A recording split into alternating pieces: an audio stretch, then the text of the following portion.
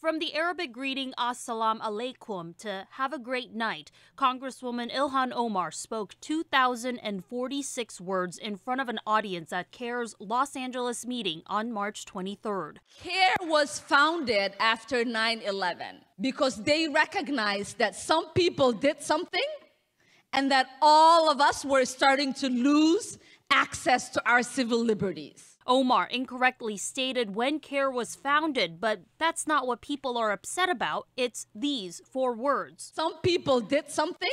Omar's critics say those words downplayed the massive 9/11 tragedy, and some questioned her loyalty to America. She does not describe a terror attack by terrorists on the United States, but some people did something. A lot of people are upset about this. Omar, although she did not directly respond to the reaction her 4 words received, did go on The Late Show with Stephen Colbert to say this. I took an oath to uphold the Constitution. I am as American as everyone else is.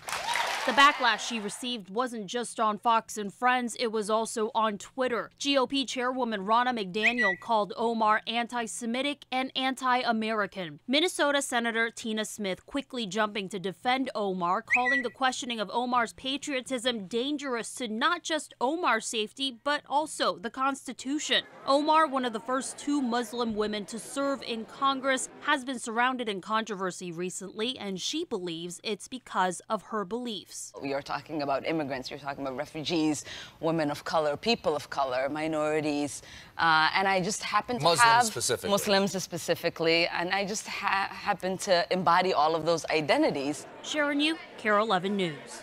And we have reached out to Congresswoman Omar's team, but they have not responded with a comment.